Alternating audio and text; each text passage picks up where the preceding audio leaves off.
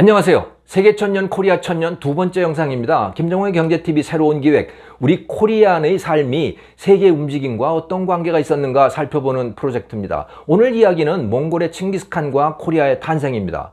우리나라의 영문 이름 코리아가 고려에서 유래됐다는 건 다들 잘 아시죠? 13세기에 우리 고려가 서양의 코리, 코레, 고레 이런 이름으로 알려지면서 코리아가 된 겁니다. 칭기스칸이 러시아, 유럽까지 정복해서 세계 제국을 이루어낸 덕분에 몽골 곁에 있던 고려까지도 서양에 알려지게 된 겁니다. 칭기스칸의 어릴 때 이름은 태무진이죠. 출생은 1162년으로 알려져 있습니다. 한반도는 당시 고려시대 무신 정권이 시작될 그 무렵입니다. 당시 몽골은 아직 국가의 형태를 갖추지 못한 채 부족 연맹체 상태였습니다. 그는 치열하고 잔인한 투쟁을 거쳐서 이 부족을 통일을 합니다. 그 힘을 바탕으로 중앙아시아 초원지대의 모든 유목민족들을 다 굴복시키고 몽골 제국의 기초를 닦아놓았습니다. 그 자손들이 영토를 더욱 넓혔죠. 서쪽으로는 헝가리, 북으로는 러시아, 남으로는 중동과 인도, 동으로는 중국의 원나라, 고려에 이르는 세계 제국이 만들어졌습니다. 그 위대한 정복의 원동력은 무엇이었을까요? 첫째는요, 전리품 분배 방법을 바꾼 것이 중요했다고 합니다. 승리의 기여도에 따라서 전리품을 분배한 것이죠. 칭기스칸 이전에 몽골의 전쟁은 개인적인 약탈이었습니다. 적진에 치고 들어간 후에 각자 알아서 닥치는 대로 약탈을 했던 겁니다. 적의 것들을 그냥 약탈을 해서 자기 개인 재산으로 삼았던 거죠. 그러다 보니 전술 전략은 이건 중구난방이 되는 거고 전투력도 좋을 리가 없었던 거죠.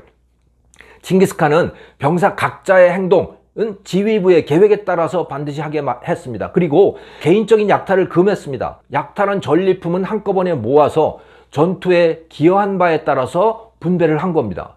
전투에 직접 참가하지 않은 후방 지원 인력, 예를 들어서 활이나 칼을 만들고 수리하는 사람들에게까지 전리품이 분배되었던 것이고, 그래서 군대의 사기가 올랐습니다. 개인의 행동이 사라지고 작전 계획에 따라서 일사불란하게 움직이다 보니 전투력이 급상승했습니다. 당연히 기득권의 반대가 극심했었죠. 하지만 강력히 밀고 나갔습니다.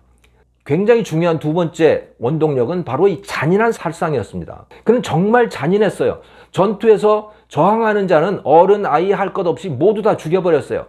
다만 기술자와 상인들은 살려두었다고 합니다. 14세기 이란의 역사학자 라시드 알딘의 기록에 따르면 페르시아 메르브 지역에서 70만 명, 니샤푸르 지역에서 100만 명을 죽였다고 합니다. 몽골이. 페르시아 전체 인구 250만 명이 있었는데 전쟁이 끝난 후에 25만으로 들어버렸대요. 히스토리 채널에 따르면 당시 몽골군이 확산한 인구가 전 세계에서 4천만 명에 달하는데 이는 전체 세계 인구 10분의 1에 해당한다고 합니다. 정말 끔찍한 군대였습니다. 어쨌든 그러다 보니 칭기스칸 군대는 공포의 대상이 됐어요. 쳐들어온다는 소문만 들려도 사람들이 벌벌 떨게 되었고 알아서 항복하는 것들도 많았던 것이죠. 하지만 칭기스칸이 살상을 즐긴 것은 아니었던 것 같습니다. 투항하는 자, 협조하는 자에게는 매우 유연하고 관대하게 대했습니다. 이슬람이든 불교든 조로아스타교든 각자 종교를 다 허용을 해줬죠. 몽골의 토속 신앙을 강요하지 않았어요. 상인과 장인들은 우대해줬습니다. 상업도 장려했죠. 특히 회교도 위그르인들은 크게 우대를 받았습니다. 칭기스칸 사후에 손자인 쿠빌라이가 투쟁을 거쳐서 대칸이 되는데요. 그는 중국 대륙에서 원나라를 건국하고 송을 멸망을 시킵니다. 한족이 아닌 유목민족으로서는 최초의 중국 대륙 통일입니다. 쿠빌라이는 원나라에 대해서 상인과 장인을 우대하는 정책을 폈습니다. 중국의 주인을 자처하는 한족에게는 아주 큰 변화였던 거죠. 한족의 나라에서 산원공상의 신분질서를 금과 옥조로 여겼습니다. 송나라에서는 좀 약해졌지만 말이죠. 상인과 장인들은 천시하고 억제했습니다. 그것이 공자님의 사상이기도 했고 송나라의 주자학은 그것을 더욱 교조화시켰습니다. 그런데 송을 무너뜨리고 권력을 잡은 몽골인들은 산원공상의 제일 밑바닥 말업이었던 상인과 장인을 우대했으니까 엄청난 변화였던 겁니다. 몽골의 지배가 인류에게 과연 이루었는가에 대해서는 논란의 여지가 큽니다. 쿠빌라이 칸은 송나라를 무너뜨린 자리에 원나라를 세운 후에 사람들을 4계급으로 나눴습니다. 1등급은 몽골, 2등급은 위구르 중동인들, 3등급은 북쪽의 한족들, 4등급은 남쪽의 중국인들이었습니다. 몽골인이나 위구르 상인들 같은 사람들은 풍족했겠죠. 하지만 대다수 중국인은 하등인 취급을 받았으니 생활도 변변치 않았을 것으로 보입니다. 특히 원나라 세조 쿠빌라이의 사후에는 자연재해들이 겹쳐서 더욱 어려웠던 것 같습니다. 하지만 세계 다른 지역들, 특히 유럽 지역은 사정이 달랐습니다. 팍스 몽골리카, 몽골 지배하에 세계 평화가 찾아왔던 겁니다. 특히 쿠빌라이 칸인 이 대칸이 된 후에는 더욱 그랬습니다.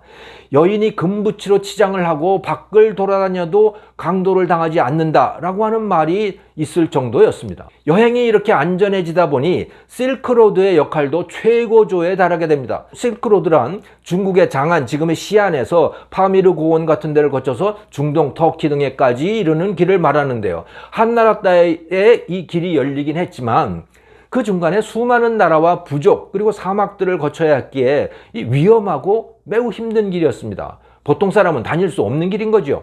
그 전체의 길을 장악한 몽골 제국은 30 내지 40km마다 역참이라고 하는 걸 만들어서 여행자들의 안전과 편의를 보장해 줬습니다. 상인들에게는 패자라고 하는 통행증, 여권 비슷한 것을 지급을 하고 사신들처럼 역참을 이용할 수 있게 해줬어요. 보험 기능을 하는 일종의 공제조합 같은 것도 만들었고 저리로 융자도 해줬다고 합니다. 국제무역상인 이 캐러반들의 사업 실패 위험을 완화해주기 위한 조치들이었던 거죠.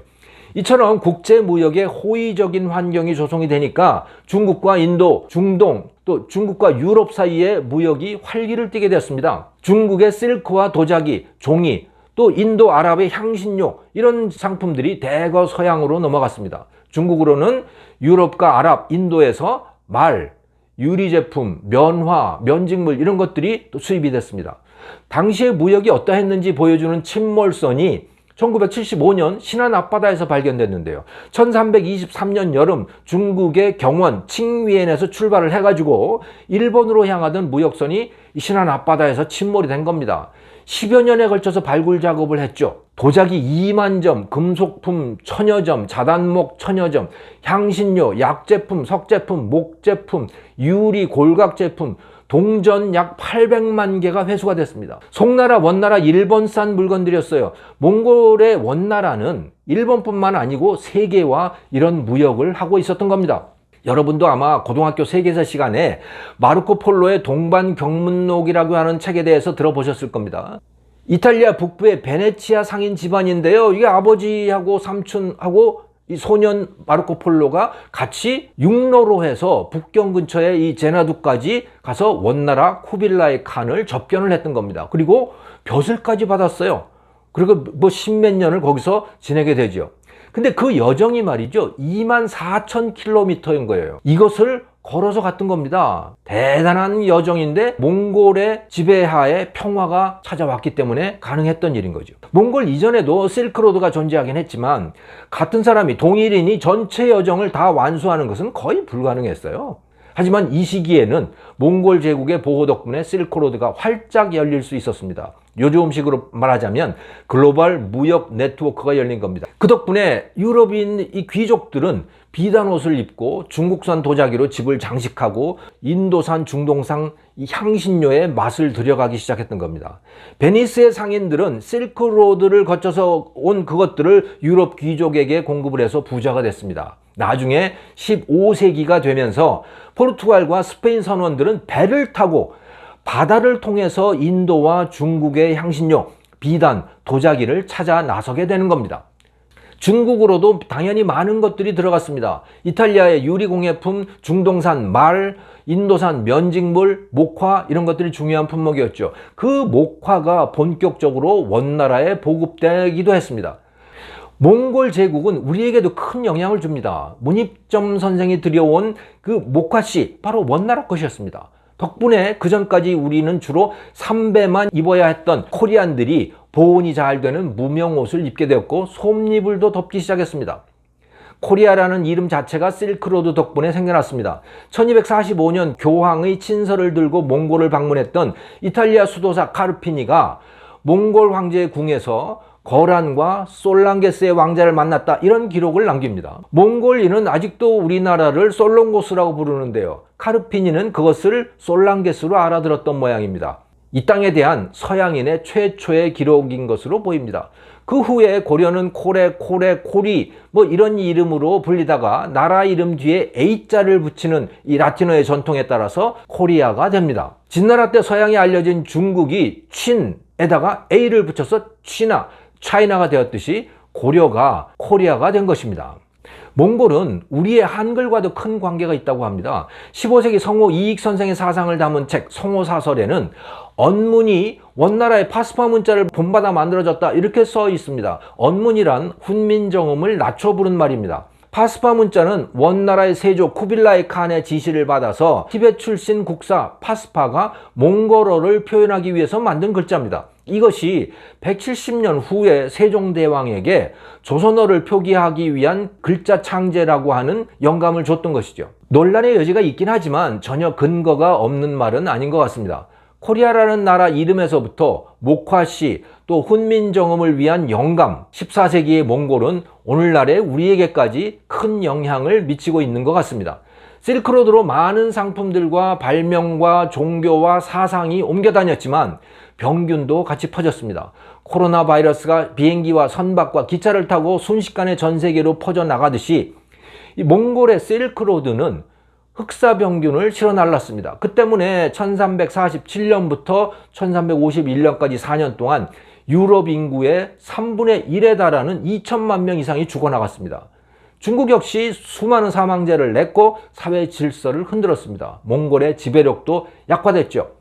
게다가 지배권이 칭기스칸의 3, 4대 후손으로 내려가면서 후손들 간에 심각한 권력 투쟁이 벌어졌습니다. 자연재해도 심각해졌죠. 이런저런 요인들로 몽골 제국은 갑자기 붕괴됐습니다. 그 빈자리를 중동에서는 오스만 제국이, 중국에서는 명나라가 차지했습니다. 실크로드라고 하는 육지의 글로벌 교역망도 희미해져 갔습니다. 하지만 유럽인들은 인도와 중국의 화려한 비단과 도자기, 또 이 톡 쏘는 향신료에 목말라 했습니다. 그 공백을 채우고 나선 나라가 15세기의 포르투갈입니다.